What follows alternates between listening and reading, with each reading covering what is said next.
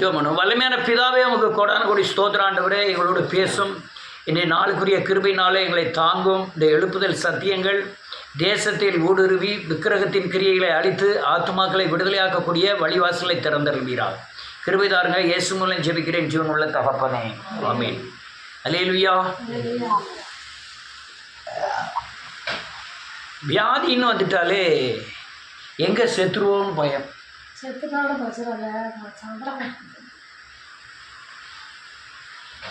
அநேகருக்கு, விசுவாசிகளுக்கும் 100 வயசு கிழவிக்கும் நாளைக்கு சாகணுமா, எப்பா வேண்டாயா. ஆனால் உலகத்தில் வாழ்கிறதுக்கும் பிடிக்கல, சாகிறதுக்கும் விருப்பம் இல்லை. அந்த சாகக்கூடிய சரீரம் சாகக்கூடிய காரியத்தில் இப்போ எனக்கு சாவுக்கு பயம் இல்லை, ஆனால் சாவும் இருக்கும்போது நோவு இருக்காதான் பயம். சாக பற்றி பிரச்சனை இல்லை, ஏன்னா நாங்கள் கண்ணை மூணு அங்கே கண்ணை முழிப்போம்னு எனக்கு நல்லா தெரியும். ஆனால் இந்த மரணத்தின் இந்த முடிவை மரணத்தை ஏற்றுக்கொள்வார்கள். ஆனால் மரணக்கு வழிகளை அவர்கள் பயப்படுவார்கள் கிறிஸ்தவர்கள்.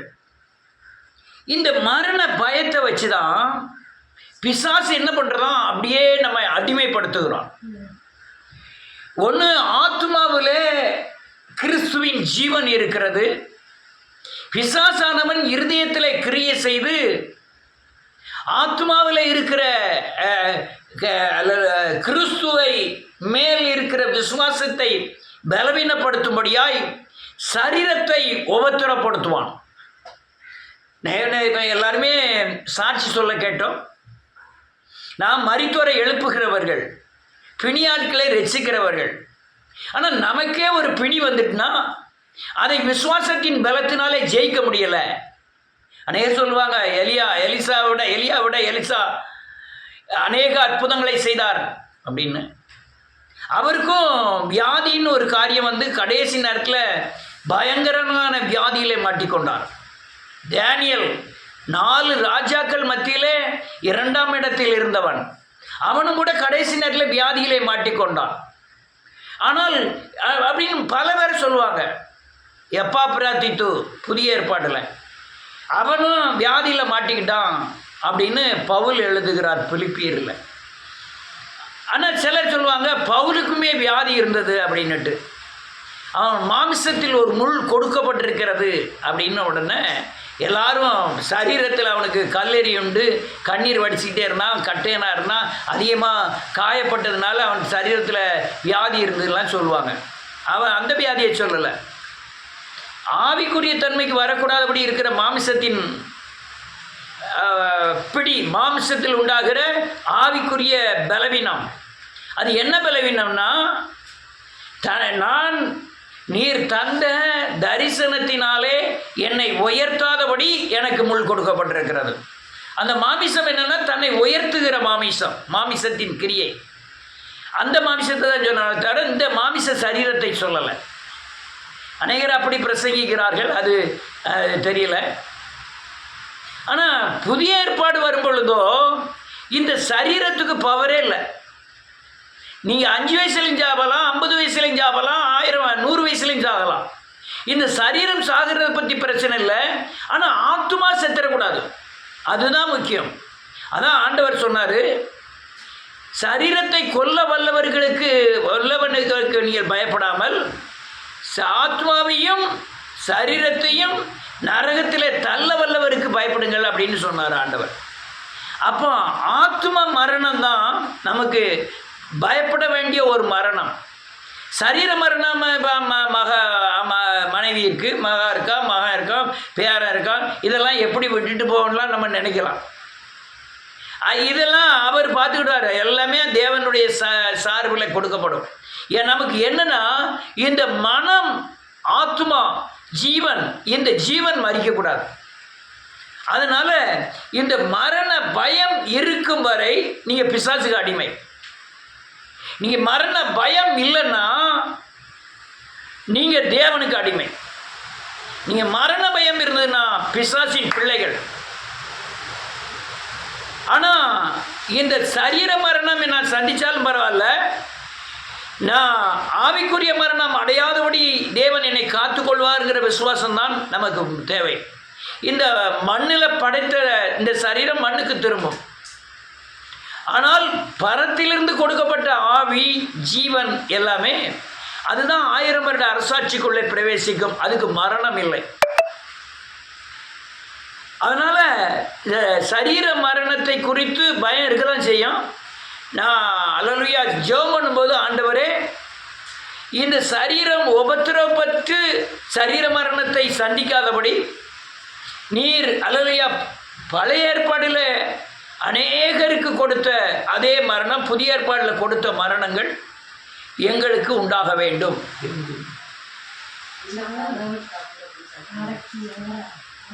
அல்லேலூயா. அவன் சொன்னான், யார்? பேதுரு. இந்த தேகத்தை விட்டு போகும் காலம் நெருங்கியது. யார்? பவுல் சொன்னார். தீமோத்தி 6வது அதிகாரம் நினைக்கிறேன். எனக்காக ஒரு ஜீவக்கிரீடம் வைக்கப்பட்டிருக்கிறது, எனக்கு மட்டுமல்ல அந்த பிரசன்னத்தை விரும்புகிற யாவருக்காகவும் வைக்கப்பட்டிருக்கிறது அப்படின்னு பவுல் சொன்னார். அதே காரியத்தான் பேதுருவும் சொன்னார். அப்போ காரியம் என்னென்னா, நீங்கள் மரணிக்கிறதுக்கு முன்னாலே நீங்கள் தேவனுக்குள்ளே இருந்தீங்கன்னா நீங்கள் மறிக்க போகிற காலங்களை சொல்லி விடுவார் கர்த்தர். இப்போ தான் நீங்கள் மறிக்க போகிறீங்க அப்படின்ட்டு. அது தாவீதுக்கு தெரிஞ்சது. அவன் மரண நேரத்தில் அரசியல், பயங்கரமான அரசியல் உண்டாயிட்டு, இவன் மறிக்க போகிற ராஜா யாருங்கிற போராட்டங்கள்லாம் உண்டானது. அதில் அல்லேலூயா இன்னொரு மகன் போய் தானே ராஜா என்று தன்னையே அபிஷேகித்து கொண்டான். சாலமன் ராஜா ஆனான். அப்படிலாம் கடைசி நேரங்களில் அவனால் எந்திக்க முடியலை.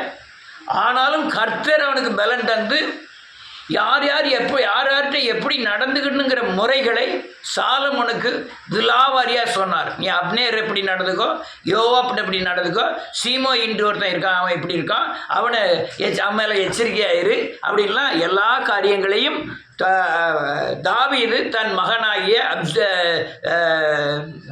சாலமோன்ட்ட விவரமாக சொல்லிட்டார்.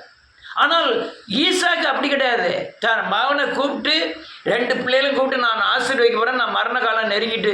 ஆனால் பயம், காயினுக்கு பயம், என்னை எங்கே கண்டாலும் என்னை கொன்று விடுவார்கள் என்கிற பயம். தாவீதுக்கு பயம் வந்தது முதல்ல. சவுல் விரட்டும் போது மரண பயத்தில் தான் ஓடணும். ஆனால் அந்த மரண பயங்கள், அந்த ஓட்டங்கள் எல்லாமே இவர் ராஜாவை சிங்காசனத்தில் உட்காருவதற்குண்டான உருவாக்கப்படுதல். அந்த அவ்வளோ தூரம் ஓடினா நீங்கள் சங்கீதங்களில் வாசிக்கலாம். ஒவ்வொரு பிரச்சனையிலும் எழுதின சங்கீதங்கள் அநேகம் உண்டு.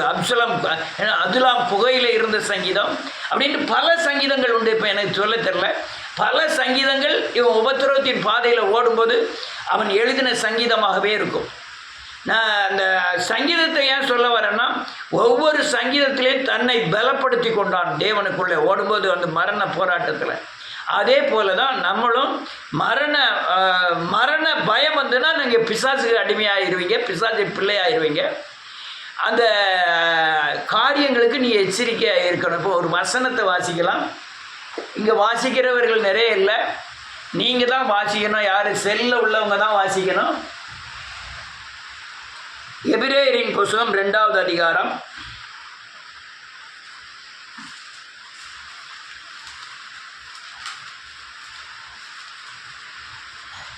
14வது வசனம் 15வது வசனம்.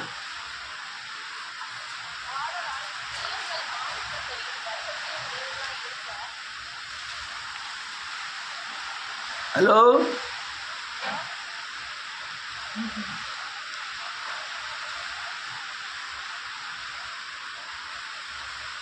எபிரேயரின் புத்தகம் 2வது அதிகாரம் 14வது வசனம் 15வது வசனம்.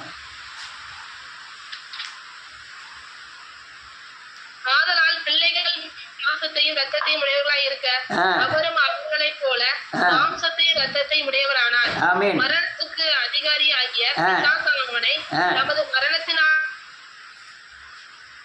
ஜீவனமெல்லாம் மரண பயத்தினாலே அடிமைத்தனத்துக்கு உள்ளானவர்கள் யாவரையும் விடுதலை பண்ணும்படிக்கு அப்படியானார். வேதம் சொல்றது ஜீவ காலம் எல்லாம் மரண பயம். சத்துருவன் சொல்லுது, அவங்க மரண பயம். செத்துருவேன், எப்போ பார்த்தாலும் சிந்தனையே செத்துருவான்னே இருக்கும். சாவு வந்துருமோன்னு பயமாக இருக்கும். கண்ணை மூடிட்டா சாவு வந்துருமோ அப்படின்னு அநேகருக்கு பயம். நான் எத்தனையோ பிரச்சனை இல்லை, மரணத்தின் விளிம்பு வரையும் போய்ட்டு வந்துட்டேன், விளிம்பு வரையும் போய்ட்டு வந்துட்டேன். அநேக அல்லையா ஊழியத்தின் பாதையில், பிசாசின் போராட்டங்களில், சாபத்தின் போராட்டங்களில் யாரோ யாருக்கோ செய்வனை வச்சுருவாங்க. நான் குறுக்க போய் அந்த செய்வனை பிசாசுக்கும் அந்த ஆத்மாவுக்கும் நடுவில் போய் நிற்க வேண்டியது இருக்கும். ஆனால் நான் அந்த ஆத்மாவை தேவனை சேவிக்காது. ஆனால் நான் தேவனுக்காக, தேவனை நம்பி அல்லது பாதுகாப்பாருங்கிறதுக்காக அவங்க பக்கத்தில் போய் நிற்கணும். எனக்கு பலன் அந்த ஆத்மா இயேசுவை சேவித்தாதான் எனக்கு பாதுகாப்பு. அது சேவிக்கவே செய்யாது. ஆனாலும் தேவனுடைய ஊழியங்கிற முறையில் அந்த ஆத்மா பின்னாலே ஓடி அவங்க முன்னால் போய் நிற்கணும். ஆரோன் அப்படிதான் செய்தான். தேவனுக்கும் ஜனங்களுக்கும் நடுவாக நின்றான். இயேசு கிறிஸ்து பிதாவுக்கும் ஜனங்களுக்கும் நடுவாக நிற்கிறார். இந்த நிலைமை தான் ஒரு ஊழியக்காரனுடைய நிலைமை. எந்த வகையிலையும் ஒரு மனிதன் தன்னுடைய சத்ருவை விட்டோ, விக்கிரகத்தை விட்டோ, அல்லது தன்னுடைய மாமிசத்தின் கிரியைகளை விட்டோ, பொருளாசையை விட்டோ வரவே மாட்டான். ஆனால் தேவன் சொல்வார், அவன் விக்கிரகத்தின் பிடியினால, செய்வனை பிடியினால வேதனைப்பட்டுக்கிட்டு இருக்கான், நீ அவன் குடும்பத்துக்கு போய் ஊழியம் செய் அப்படின்னு சொல்வார். நம்ம எவ்வளவோ முயற்சி பண்ணி சொல்லதுக்கு முயற்சி பண்ணாலும் அவங்க சுத்த மனம் திரும்புதலுக்குள்ளேயோ, இயேசுவை போல மாறுவதற்கோ, சத்தியத்தை கைவிடுவதற்கோ மாட்டாங்க. அப்படி இருக்கும்போது தான் இந்த ஊழியக்காரன் பயங்கரமாய் பாதிக்கப்படுவான். நான் பாதிக்கப்பட்டவன். ஆனால் அப்படிப்பட்ட பாதிப்பு எல்லாமே எனக்கு உருவாக்குதலாய் மாறியது. நான் தென்காசி வரும்போது என் கையில் இருந்தது 104 ரூபா, வேறு எதுவுமே கிடையாது என்கிட்ட. அது எல்லாமே எனக்கு உருவாக்குதலாக மாறியது. நன்றியோடு கூட இங்கு என்ன எழுதியிருக்கு 15வது வசனத்தில், ஜீவ காலமெல்லாம் மரண பயம். வாழ்க்கையில் பிறந்ததிலிருந்து கடைசி வரையும் மரண பயம். அவன் செத்துட்டான், நம்ம ஐயோ நமக்கும் இந்த வியாதி இருக்கு, நம்மளும் செத்துருவோமோ அப்படின்லாம் எத்தனை பேர் நினைக்கிறாங்க. ஒரு பிரச்சனை வந்துட்டா நமக்கு இந்த வியாதியாக இருக்குமோ, அந்த வியாதியாக இருக்குமோ, அதோடைய சிம்டம்ஸ் அப்படியே இருக்க, அதோடைய சாயல் அப்படியே இருக்க, நம்ம இப்படி இருக்குமோன்னு பயப்படும். இது மனுஷனுடைய இயல்பு அல்ல, பிசாசு கொண்டு வருகிற பயங்கரமான தந்திரம், அடிமைத்தனம் பண்ணுவதற்காக.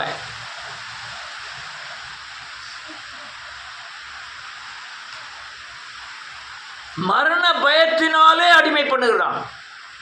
அதை காமிச்சு நீ பாவம் செய்ய வைக்கிறான். அதை காமிச்சு சத்தியத்தை மீற வைக்கிறான். எதை காமிச்சு? மரண பயத்தை காமிச்சு, மரண பயத்தை காமிச்சு நீ இந்த பாவத்தை செய், மரண பயத்தை காமிச்சு நீ இந்த பாவத்தை செய்.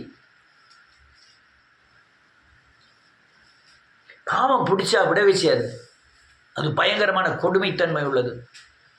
இயேசு கிறிஸ்துவை தவிர அந்த பாவ பிடியிலிருந்து ஒருத்தனமே விடுதலை கொண்டு வர முடியாது. ஒரு ஊழியக்காரனெல்லாம் கொண்டு வரவே முடியாது. அதில் தான் ஊழியக்காரனுக்கு போராட்டம். அவன் பாவத்தை விட மாட்டான். ஆண்டவர் சொல்லார், நீ பாவத்தை அவன்கிட்ட போய் ஊழியம் செய்யும்பார். பாவத்துக்கு பின்னால் இருக்குது பயங்கரமான சத்ரு. இவன் போய் தேவ பலத்தினால, இவன் பெற்றிருக்கிற பரிசுத்தத்தின் தன்மையினால இருக்கிற பலத்தினால அந்த பிசாசு முன்னால் போய் நிற்பான். ஒரு பெரிய ஆபிஷர் வருட கணக்கில் அவர் தம் அடிக்கிற பழக்கம், பீடி சிகரெட்டு குடிக்கிற பழக்கம், அவனும் விடணும்ட்டு எவ்வளோ முயற்சி பண்ணுறாரு, விடவே முடியல. ஒரு ஆள் சொன்னார், ஒரு 2 பாக்கெட் சிகரெட் வாங்கி அவ்வளோ பிச்சு போட்டுரு அப்படின்னாங்க. சிகரெட் குடிக்காதவங்ககிட்ட சேராதைய அப்படின்னாங்க. அப்படிலாம் சொல்லி பார்த்து பல வருடங்களை பல முயற்சி பண்ணி பல பேர் டாக்டரே சொல்லி உங்கள் இருதயம், உங்கள் நுரையீரல் ரொம்ப பாதிச்சுட்டு நீங்கள் சிகரெட் குடிச்சா செத்துருவீங்க அப்படின்னு சொன்ன பிறகு அம்மா மேலே சத்தியமா, பொண்டாட்டி மேலே சத்தியமா, பிள்ளை மேலே சத்தியமா, எவ்வளோ சத்தியம் பண்ண பிறகும் இவரால் பீடி சிகரெட்டை விடவே முடியல. அல்லேலூயா. மரணத்துக்கு பயப்பட்டது. யார் தெரியுமா? அடிமை ஆகிட்டான். யாருக்கு? பிசாசுக்கு அடிமை. இவனை ஏன் எப்படி விட முடியலன்னா, நான் ஏமாங்கம்மா என் சம்பளம் இருக்குது, இவ்வளோத்தையும் நான் உன் கையில் தந்துருவேன், என்னை அடின்னு அடித்து கேட்டாலும் நான் 10 பைசா எனக்கு தந்துடுறாங்க, எல்லாத்தையும் நீயே வச்சுக்கோ, எனக்கு பீடி சிகரெட் வாங்குறது கூட எனக்கு பைசா கொடுக்கப்படாது, நீயே வச்சுக்கன்னு சொல்லி கொடுத்துட்டார். அவளும் கொடுக்கல. நல்ல சமையல் பண்ணி வேலைக்கு போதுக்கு என்ன செய்வீங்க? பைக்கை தூர வச்சுட்டு நான் சைக்கிளில் போகிறேன்ட்டார். பரவாயில்லையே, நான் புருஷன் சரியாயிட்டாருன்ட்டு ராத்திரி 1 மணிக்கு அப்புறம் பிசாசு எழுப்புறான். நாக்கை கொட்டுங்க. எங்கே போய் இப்போ பீடி பிடிக்கணும்னு தெரியல. கடையெல்லாம் அடைச்சிருக்கு. நைஸாக பொண்டாட்டிக்கு தெரியாமல் எந்திரிச்சு போய் பஜாரில் பஸ் ஸ்டாண்டில் போய் அங்கே கீழே கிடக்க கட்டைப்பீடியை எடுத்து எவனோ குடிச்சிட்டு போட்டத, எவனோ குடிச்சதை. இவன் யார்? ஆஃபீஸர். இவன் யாருக்கு லட்சக்கணக்கில் சம்பளம் வாங்கக்கூடியவன். இவன் யார்? 1000 சத்தியம் பண்ணிட்டு வேண்டாம்னு சொன்னவன். இந்த பிசாசானையுடைய ஈர்ப்பு சக்தியை சொல்கிறேன். எந்தி போய் குடி அப்படின்னு சொல்லி பஸ் ஸ்டாண்டில் போய் இந்த ஆடு மாடு 4 காலில் நடக்க மாதிரி நடந்து ஒவ்வொரு பீடியாக தேடி உட்காந்து கப்பு கப்பு கப்புன்னு அடிச்சுட்டு சே. ஆனால் ஏன் அப்படி செய்கிறானா? வாசிப்போம் 14வது வசனம்.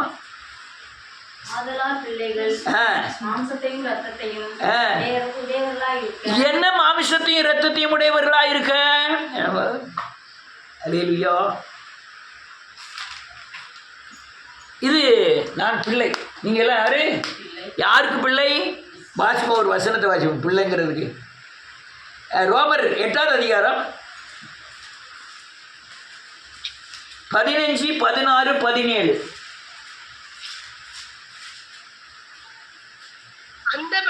அந்தபடி திரும்பவும் பயப்படுகிறதற்கு நீங்கள் அடிமைத்தனத்தின் ஆவியை பெறாமல், நீங்க பிசாசுக்கு மரணத்துக்கு பயப்படும்படியான ஆவியை பெறாமல் அப்பா பிதாவே என்று அழைக்கிற புத்திர சுகாரத்தின் ஆவியை பெற்றிருக்கிறீர்கள்.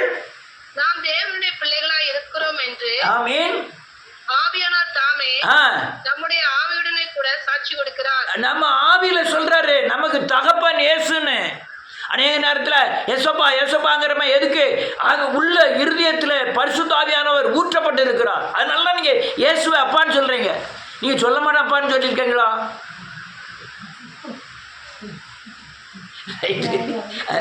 ரைட் போட்டோம். அடுத்தால வேதம் சொல்லுது நீங்கள் பிள்ளைகளா இருந்தீங்கன்னா இந்த பிசாசுக்கு அடிமை மரண பயத்தில் வந்து நீ அடிமைத்தனத்துக்குள்ள வர மாட்டீங்க அப்படின்னு சொல்லுது. சுதந்திரம், அதான் சுதந்திரம். ரைட். அடுத்தால தேவனுடைய சுதந்திரரும் கிறிஸ்துவுக்கு உடன் சுதந்திரம் ஆமென். கிறிஸ்துவுடனே கூட நாம் மகிமைப்படும்படிக்கு அவருடனே கூட பாடுபட்டால் அப்படி ஆகும். போதும். நீங்க கிறிஸ்துவோட பாடுபடுறதுக்கு அவர் எப்படி மரித்தாரோ அதே மாதிரி நீங்க பாவத்துக்கு மரித்தால் பிசாசுக்கு அடிமை இல்லை. சொல்லுங்க பாப்போம். பாவத்துக்கு மரித்தால் பிசாசுக்கு என்ன இல்லை? அல்ல. நீங்க பாவம் செய்யற வரை யாருக்கு அடிமை? பிசாசோட பிள்ளை, பிசாசுக்கு அடிமை. ஆனா பாவத்துல இருந்து தேவனுக்குள்ள வந்துட்டீங்கன்னா இப்ப யாருக்கு அடிமை? அப்ப பாவம் இருக்கும்போது உங்களை உரிமை கொண்டாடுவதற்கு அவனுக்கு என்ன இருக்கு? அதிகாரம் இருக்கு. பாவத்தை என்னைக்கு விடுறீங்களோ அப்பதான் அவனுக்கு அதிகாரம் இல்லை. அப்ப இப்படி எடுத்துக்கிட்டா நீ எவ்வளவு தூரம் இயேசுவை போல மாறி இருக்கீங்களோ அவ்வளவு தூரம் மரண பயம் இருக்காது. எவ்வளவு தூரம் பிசாசின் கிரியை உங்களுக்கு இருக்கிறோ அவ்வளவு தூரம் மரண பயம் இருக்கும். அநேக கிறிஸ்தவர்கள் மரண பயத்துக்கு உள்ள போவதுண்டு. அவனுக்கு வசனம் தெரியும், அவனுக்கு ஜெபம், அவன் எவ்வளவு வளர்ச்சியா இருக்கணும் அவ்வளவுதான் வசனம் தெரியும். எவ்வளவு தேவனை நோக்கி ஓடுதானோ எவ்வளவு தூரம் பரிசுத்தமா இருக்கணும் அவ்வளவு தூரம் தான் விசுவாசம் இருக்கும். அதை வச்சு அந்த மரண பயத்துல கொஞ்சம் விடுதலை ஆகும். ஆனா மரண பயம் இருந்துகிட்டே இருக்கும். அப்ப நம்ம என்ன செய்யணும்? இயேசுவை போல மாறணும். அல்லேலூயா. நம்ம மாமிசம் எப்படிப்பட்ட மாமிசம் தெரியுமா? இது பரம்பரை சுவாபம், அல்லேலூயா, வியாதி, மாம்ச இச்சை, பாவத்தின் சாயல், இதெல்லாம் இருக்கிற மாமிசம்.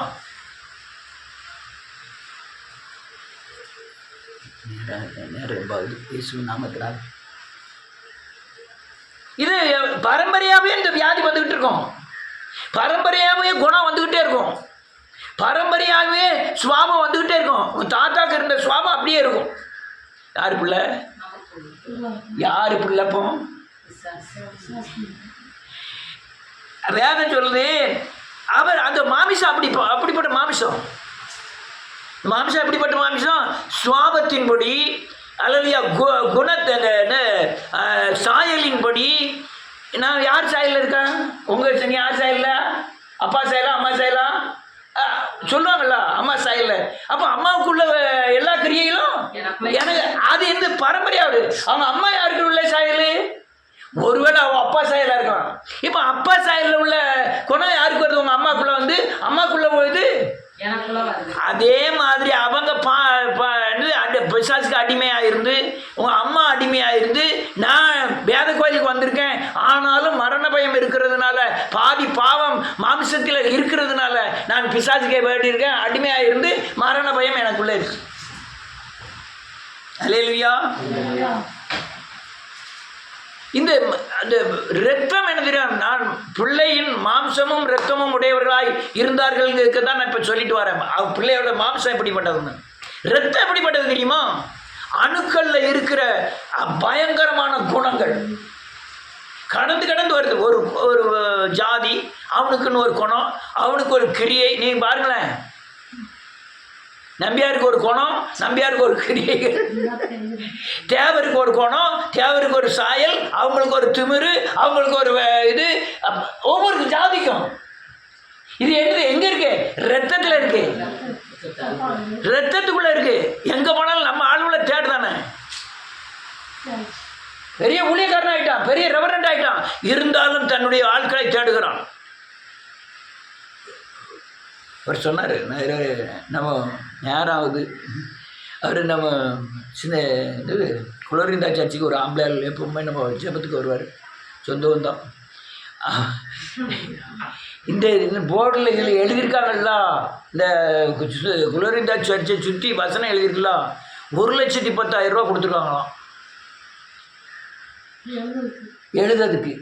உடனே கொஞ்சம் தூரம் எழுத வேண்டியிருந்தால் இவரை கூப்பிட்டு எழுதுனாங்களாம். இவருக்கு 10,000 ரூபா கொடுத்து போய் சொன்னாங்களாம். யாமியா அவருக்கு அவ்வளோ கொடுத்தாங்க. அவன் இந்துக்காரன் தான், ஆனால் ஜாதிக்காரன். நான் வேதக்காரன், ஆனால் ஜாதி இல்லை. அவர் என்கிட்ட சொன்னது, நான் இந்து, நான் வேதக்காரையா, ஆனால் அவன் ஜாதி இல்லை. அவன் வேதக்காரன், அவன் இந்துக்காரன், அவன் ஜாதி. அதனால் அவனுக்கு 1,10,000 ரூபா, எனக்கு 10,000 ரூபா மட்டும் கொடுத்து போய் சொன்னாங்க அப்படின்னாரு. அல்லேலூயா. அப்போ அது எங்கே இருக்கு? ரத்த அணுக்களுக்குள்ள இருக்கு, ரத்த அணுக்களுக்குள்ள இருக்கு. அழகு முத்த பார்த்தானா கொஞ்சம் உயிரை வருதா?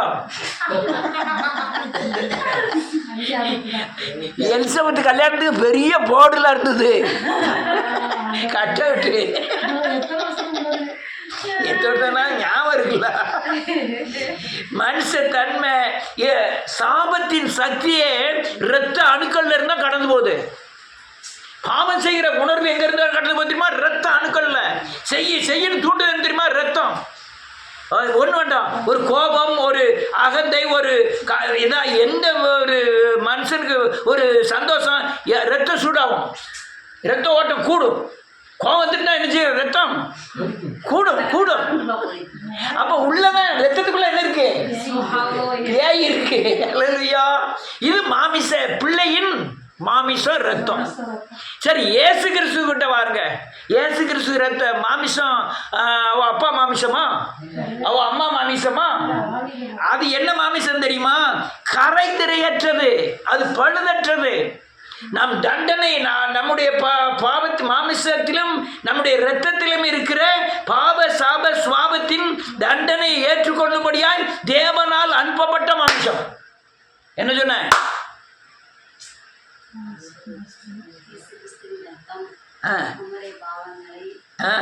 ரைட்டு. அதாவது பரிசுத்தமானது, பழுதற்றது, நம்முடைய மாமிசம் பாவம் நிறைந்தது. ஆனால் இயேசு கிறிஸ்துவின் மாமிசம் தண்டனை, நாம் செய்த பாவத்தின் சாபத்தின் தண்டனையை ஏற்றுக்கொள்ளும்படியாய் பரத்திலிருந்து அனுப்பப்பட்ட மாமிசம். அல்லேலூயா. இரத்தம் எப்படிப்பட்டது தெரியுமா? அல்லேலூயா. நன்றியோடு கூட துதிக்கிறேன். பலி, அது பரிசுத்த ரத்தம். ரத்தம்னாலே பலின்னு அர்த்தம். ரத்தம் சிந்துதல் இல்லாமல் பாவ மன்னிப்பு இல்லை. ரத்தம் சிந்தினாதான் பாவ மன்னிப்பு இருக்கும். அப்போ ரத்தம் சிந்து ஆடு கடாயிலாம் நம்ம ரத்தத்திலலாம் என்ன இருக்கு? பாவம் இருக்கு. அதனால பலியாகும்படியாய் தேவன் பரிசுத்த ரத்தத்தை மேலிருந்து அனுப்பினார். பலியாகும்படியாய் ரத்தம். அல்லேலூயா. அப்போ 2 ரத்தத்துக்கும் என்ன இருக்கு? வித்தியாசம் இருக்கு. அவர் என்ன செஞ்சார்? மாமிசத்தில் வந்து நம்மை போல பாடுபட்டார், நம்மை போல சோதிக்கப்பட்டார். ஏன்? நமக்கு இருக்கிற பலவீனங்களை அவர் சுமந்தார். நமக்குடைய இப்போ உலகத்தில் நடந்துக்கிட்டு இருக்காரு ஆண்டவர், அவற்றை வியாதி இல்லை. நம்முடைய வியாதி என்ன செய்தாரு? சுமந்தார். நானும் வீசிக்கிட்டேன். ரைட். நான் நேராக இருக்குல்ல, அவன் சாதாரண ஆள். பிசாசு மரணத்துக்கு அதிகாரி. ஏன் மரணத்துக்கு அதிகாரி? ஆதாமும் ஏவாளும் பாவம் செய்தபடினால சாவு வந்தது. இந்த சாவு வந்ததுனால சாவை யார்கிட்ட கொடுக்க முடியும்? பிசாசுக்கு தான் கொடுக்க முடியும். தீங்கு நாளுக்காக பிசாசை தேவன் உண்டாக்கினான். பிசாசை கூப்பிட்டு இவனை உபத்திரப்படுத்து மனம் திரும்புவதுக்காக தான் உபத்திரத்துக்குள்ளே போகிறோம். நீங்களாம் உபத்திரத்துக்குள்ள வரலன்னா இயேசுவை பார்த்துருப்பீங்களா? பார்க்க முடியாது. அப்போ நம்ம மனம் திரும்புவதுக்காக தேவன் யார்கிட்ட கொடுக்காரு? பிசாசிட்ட கொடுக்குறாரு. பிசாசிட்ட எப்படி கொடுக்காருன்னா, ஆதாமுடைய மாமிசமும் ரத்தமும் எங்கே இருக்கு? நமக்குள்ளே இருக்கு. உடனே இவர் சொல்றாரு, அவன் என்ன நினைச்சா, இவன் பாவத்துக்குள்ளே ஆவி ஆத்மா சரீரத்தை பாவத்துக்குள்ளாக்கி அவனை எங்கே கொண்டு போனோம்? நரகத்துக்கு கொண்டு போனோம். அப்போ இவன் மாமிசத்தை இயேசுவின் மாமிசம் போல ஆகாம அளவுக்கு நம்ம என்ன செய்யணும்? பார்த்துக்கிடணும். நீங்கள் மனம் திரும்பி கழுவி சத்தியத்தில் நடந்தீங்கன்னா இயேசுவின் மாமிசமாக மாறுவீங்க. அல்லேலூயா. இயேசுவை போல மாற மாற நம்ம பாவம் நம்ம மேற்கொள்ளாது, பிசாசு மேற்கொள்ளாது, மரண பயம் இருக்காது. நீங்கள் சரீரம் மறந்தாலும் 1000 வருட அரசாட்சிக்குள்ளே போயிடுவீங்க. ஆனால் இவன் பிசாசானவன் ஏன் அப்படி அதிகாரி ஆனான்னா, அவன்கிட்ட கொடுத்தாதான் நீங்கள் பரிசுத்தமாக முடியும். ஆமென். மயிலே இறகு போடுனா அதனால தான் அவர் பிசாசிட்ட கொடுக்குறாரு. அல்ல, அதான் அவன் அதிகாரி. 100 வசனத்தை வாசிப்போம். யோவான் எழுதின சுவிசேஷம் 10வது அதிகாரம் 10வது வசனம்.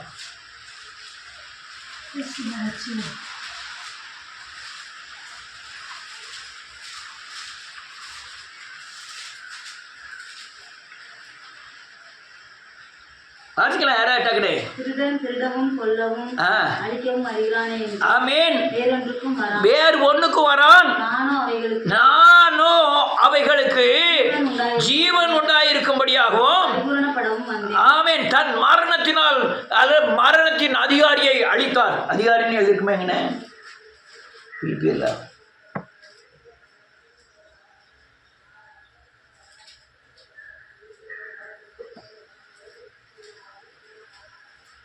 ஆ 14வது வசனத்தில், மரணத்துக்கு அதிகாரியாகிய பிசாசானவனை தமது மரணத்தினால் அழிக்கும்படிக்கு. அல்லேலூயா. மரணத்துக்கு அதிகாரி யாரு? பிசாசு. நீங்க இயேசுவை போல் மாறி பிசாசை ஜெயிக்க பலன் பெற்றீங்கன்னா மரண பயம் இருக்காது. அது அல்லேலூயா, நன்றியோடு கூட துதிக்கிறேன் இயேசுவின் நாமத்தினாலே. மரண பயம் இல்லாம எதிர்த்து நின்றுட்டீங்கன்னா நீங்க இயேசுவை போல மாறிக்கிட்டே இருப்பீங்க. அல்லேலூயா. மரணத்துக்கு அதிகாரி. எவ்வளோ கொடூரமான மரணங்கள்லாம் நடக்க தெரியுமா உங்களுக்கு? ஹாஸ்பிட்டலில் போய் கொஞ்ச நேரம் பார்த்துட்டு வாங்க. ஓன்னு அழுதுகிட்டு தூக்கிட்டே ஒரு கூட்டம் இருக்கும். நான் அடிக்கடி அப்படி போவேன், ஹை கிரவுண்டுக்குள்ளோடியா பார்ப்பேன். இந்த பிபிபின்னு 108 வந்துகிட்டு இருக்கும். அடிச்சு அழுவாங்க. உடனே உள்ளே தூக்கிட்டு போவாங்க. அங்கே பார்த்தா 100 ஆள் அழுதுகிட்டு வெளியே தூக்கிட்டு வரும். போய்கிட்டு வந்துக்கிட்டே இருக்கும். கொடுமை, மரணம். அதுவும் சில அதுவும் அவர் ஒரு வீடியோ அனுப்பினார். இந்த ராமநாதபுரத்துக்கிட்ட ஒரு ஆக்சிடென்ட்னு சொல்லி யார்கிட்டயோ காமிச்சோம்னு நினைக்கிறேன். எப்பா செதறி கிடக்கு, பேனா அங்கங்கே செதறி கிடக்கு. அல்லேலூயா. எப்படி மரணங்கள்! அந்த இப்போ ஒரு ஆக்சிடென்ட், ட்ரெயின் ஆக்சிடென்ட் நடந்தேன். ஒரு பெட்டிக்கு மேலே ஒரு பெட்டி ஏறி விழுந்துட்டு அது 7 நாள் கழிச்சு எடுக்காமல் ஒரு பாடியை பூகம்பம் அப்படியே மூடிடுது. உயிரோட மூடிட்டு ஒரு 8 வயசு பையன் நினைக்கிறேன். அந்த மேலேருந்து பில்டிங் பூரா கீழே விழுந்துட்டு அவன் ஒரு அந்த கரெக்டாக ஒரு கூண்டுக்குள்ளே அமைஞ்ச மாதிரி உள்ளே இருக்கான். வெளியே வரல முடியல. உள்ள இடம் தான் தெரியுது. 3 நாள் கழிச்சு எடுத்தாங்க. ஆனால் பையன் சாகலை. அது மரணத்தின் அதிகாரி. அவன் பல கோணங்களில் மரணம், மருந்து குடிச்சு மரணம், தூக்கு போட்டு மரணம், அப்படி இப்படி பிசாசு யூதாஸ் உள்ள நுழைந்ததுனாலே அவன் அது பாவம் செய்ய நிறைந்திருந்ததுனால போய் தூக்கு போட்டு செத்துட்டான். 4 கொண்டு இறந்தான். அல்லேலூயா. ரைட், அது மனதுக்கு அதிகாரி. இன்னொரு வசனத்தை வாசிப்போம். பிலிப்பியரின் புஸ்தகம் 3வது அதிகாரம். செல்லில் ஒருத்தரும் வாசிக்க மாட்டேங்க. 21வது வசனம். பிலிப்பியர் 3:21.